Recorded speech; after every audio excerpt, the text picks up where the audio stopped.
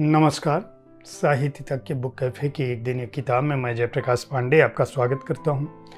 और आज मैं इंदिरा नूई की पुस्तक एक पूरा जीवन, घर, काम और हमारा कल के साथ उपस्थित हूं। इंदिरा नूई साल 2006 से 2019 तक दुनिया की सबसे बड़ी कंपनियों में से एक पेप्सिको की चेयरमैन और सीईओ रही हैं।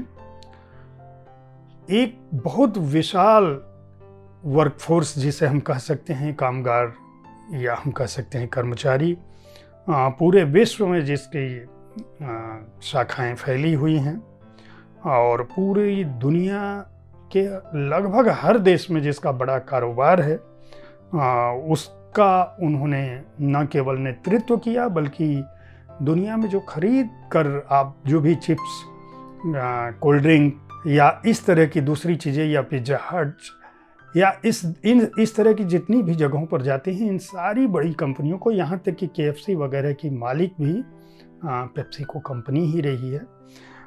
इतने बड़े समूह का नेतृत्व करना किसी महिला, वह भी भारतीय मूल की महिला के लिए एक बहुत बड़ी बात रही है।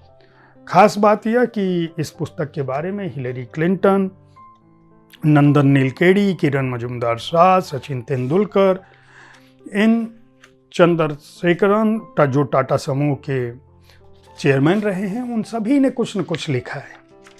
लेकिन सबसे बड़ी बात वह इंदिरा नूई की खुद की है। खास बात यह कि यह पुस्तक पहले अंग्रेजी में छपी थी। हिंदी में इस पुस्तक को नीलम भट्ट के साथ सुबोध मिश्र ने अनुवाद किया था। अनुवाद इतना अच्छा है कि पुस्तक पढ़ते हुए आपको लगता ही नहीं कि आप कोई अनुवाद पढ़ रहे हैं।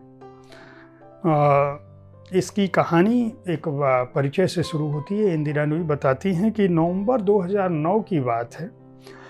बहुत व्यस्त शेड्यूल में वाशिंगटन में 2 दर्जन जो सबसे बड़े अमेरिकी और भारतीय कार्यकारी एग्जीक्यूटिव्स थे, उनकी घंटों की मीटिंग के बाद अचानक उन्होंने अपने को 2 लोगों के बीच पाया। एक अमेरिका के राष्ट्रपति, उस समय के राष्ट्रपति बैराक ओबामा, और दूसरे भारत के प्रधानमंत्री डॉक्टर मनमोहन सिंह। और मुलाकात का वह समय था। इनके कमरे में, इंदिरा नूई जिस कमरे में थी वहाँ वो दोनों पहुँचे और बैराक ओबामा ने डॉक्टर सिंह से परिचय कराते हुए कहा, मिलवाया कि ये इंदिरा नूई। तो डॉक्टर सिंह ने कहा कि यह तो हम में से एक। बैराक ओबामा ने तुरंत उत्तर दिया कि यह हम लोगों में से भी एक।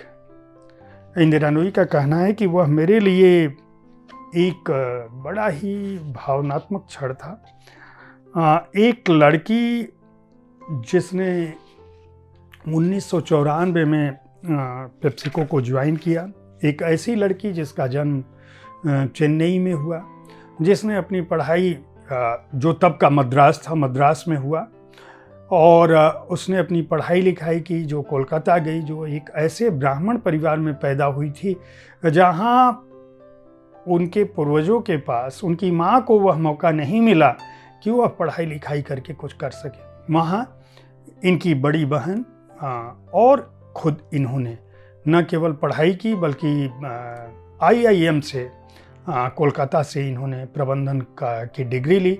इनकी बड़ी बहन जो IIM अहमदाबाद में गई, इस किताब में नूई लिखती हैं कि चंद्रिका उनका नाम था, कि जब वह गई तो उन्होंने कहा कि मैं तुझसे पीछा छुड़ाना चाहती हूँ, अगर तुझे एंट्रेंस देना है और तुझे पढ़ना है आगे की पढ़ाई प्रबंधन की, तो तुम मेरे पीछे पीछे मत आना।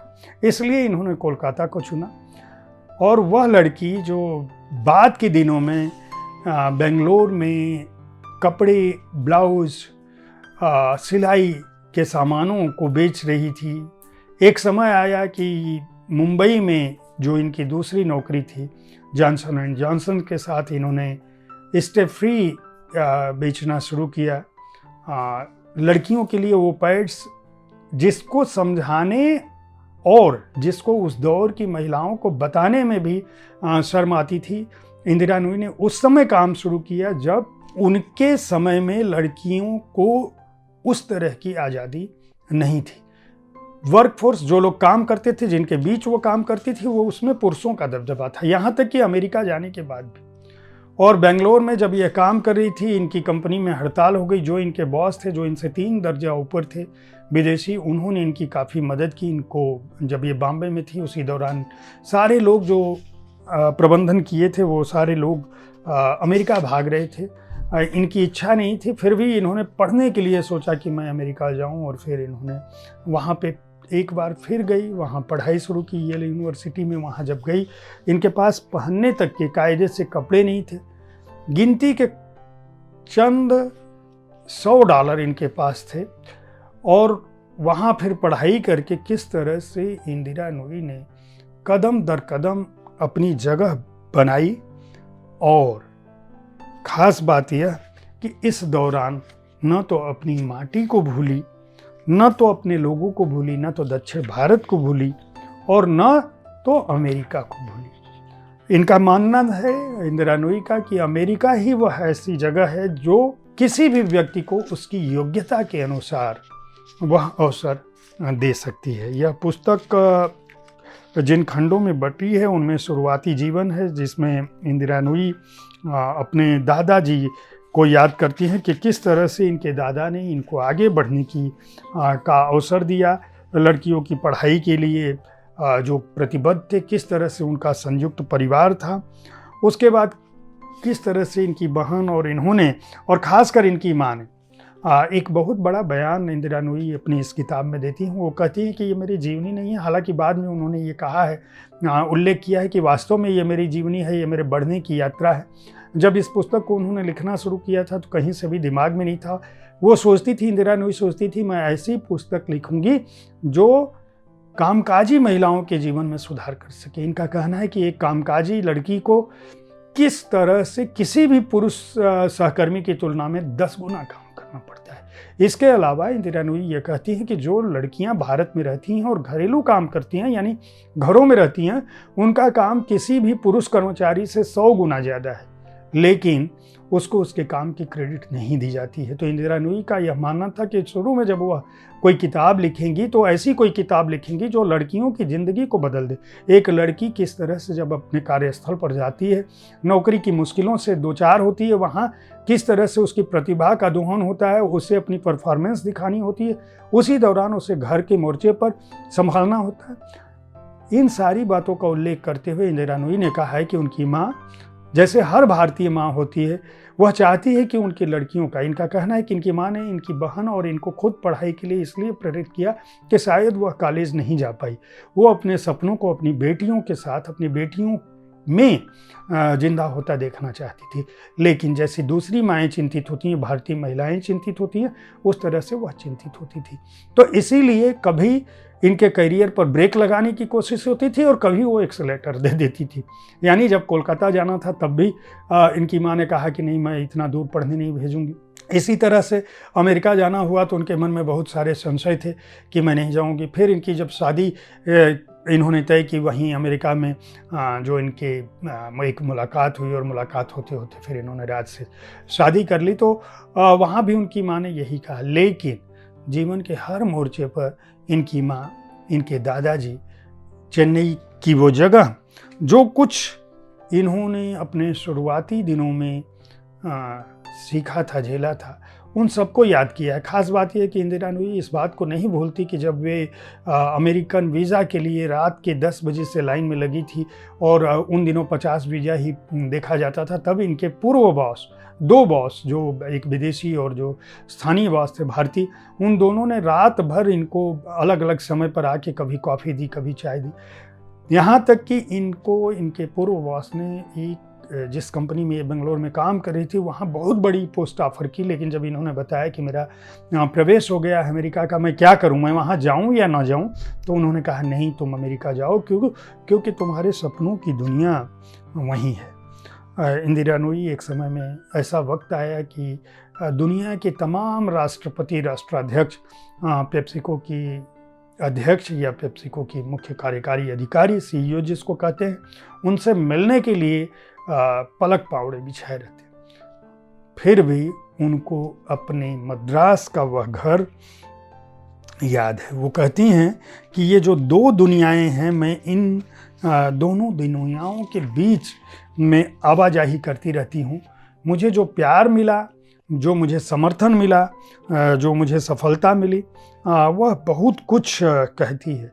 इंदिरा नूई की यह पुस्तक हर उस भारतीय लड़की को पढ़नी चाहिए जो अपने जीवन में कुछ करना चाहती है और जिसे स्थितियाँ मौका नहीं देती। खास ही उन लड़कियों के अभिभावकों को भी यह पुस्तक पढ़नी चाहिए ताकि वह समझ सकें कि जब आप विश्वास करते हो अपने बच्चों पर तो वो बच्चे क्या कुछ कर सकते हैं। विशेष बात कि पेप्सिको जब इंदिरा नूई ने ज्वाइन किया था, उस समय तक उन्हें किसी भी तरह के खाद्य कारोबार का कोई अनुभव नहीं था। किस तरह से उन्होंने पेप्सिको को ज्वाइन किया, किस तरह से उन्हें यह मौका मिला, किस तरह से उनके बॉस ने उनका टेस्ट लिया और अचानक किस तरह से उनको वाइस प्रेसिडेंट और प्रेसिडेंट और उसके बाद CEO और CEO के बाद वह चेयरमैन बनी।